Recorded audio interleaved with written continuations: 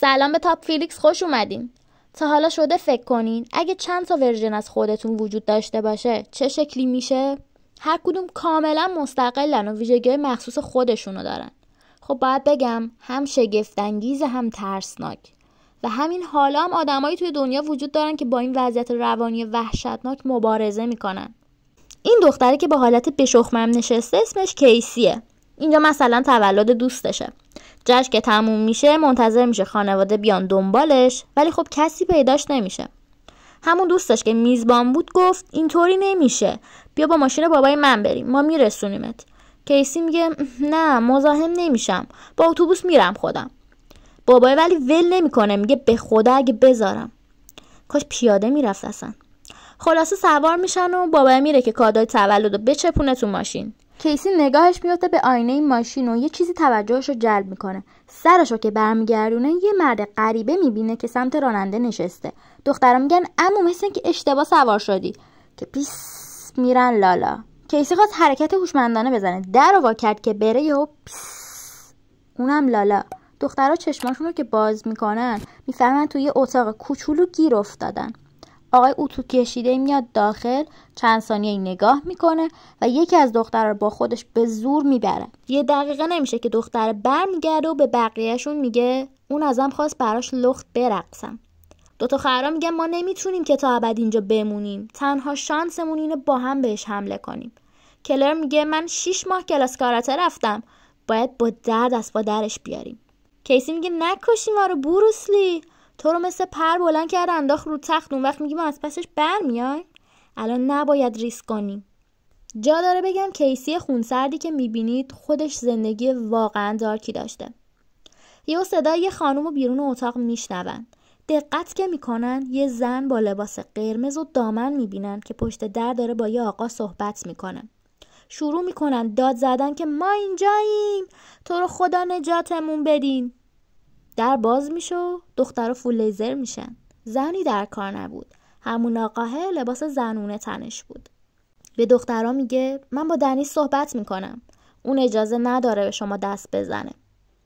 رفت و چند دقیقه بعد خود دنیس با یه سطل اومد تو و گفت تنلش رو جمع کنید برید دستشویی و بسابید، من از کثیفی متنفرم.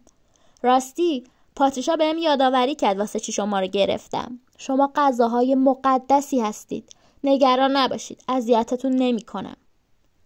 لعنتی بدترش کردی که. دخترها با خودشون میگن بسم الله میخواد ما رو غذای سگش کنه. احتمالاً واسهتون سوال شده اینجا چه خبره. باید بگم این دوتا یه نفرن. البته یه نفر نیستن، 24 نفرن توی یه بدن. و مقصر همه اینا آسیبای کودکی کوین شخصیت اصلی بوده که باعث شده دچار این اختلال بشه و هویت‌های جدیدی شکل بگیرن. دنیس و پاتریشا شخصیت‌های شرور این آقا بودن که مدت‌ها بود به خاطر کارهای نامطلوبشون اجازه نداشتن بیان بیرون، ولی به دلایلی برای محافظت از بقیه شخصیت‌ها خودشونو نشون دادن. 9. روانشناس مخصوصش که مدت‌هاست داره روی کیس کوین کار میکنه، به محض اینکه رفتارهای عجیبش رو دید فهمید دنیس ظاهر شده و بیمارش توی وضعیت خطرناکیه. باید دید چی کار میتونه بکنه واسش. I know you're coming from good intentions, Dennis, but there are other ways to help Kevin now. تمام این 24 شخصیت میرن سراغ این دخترای بیچاره. Be kept separate. You've got a crumb on your shirt.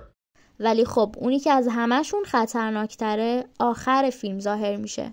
همونی که حتی بقیه هویت‌های این آقا ازش خیلی میترسن. He's on the move. What does that mean? فکر کن نه تنها گروگان گرفته شدی، بلکه طرفت یه آدم سایکوه که هر دقیقه رنگ عوض میکنه. وحشتناکه. No, wait. No. Don't do that. He can't handle reality. اصلا اونا چه نقشه‌ای تو سرشون دارن؟ میخوان با دخترها چی کار کنن؟ قطعا بچه‌ها خیلی تلاش میکنن که فرار کنن، ولی آیا موفق میشن؟ Hello, my name is Casey Cook. I'm being held in a basement. I've been abducted with 2 other girls. من دیدن این فیلمو به شدت بهتون پیشنهاد میدم، چون هر لحظه از هیجان دلتون میخواد موهاتون رو چنگ بزنید.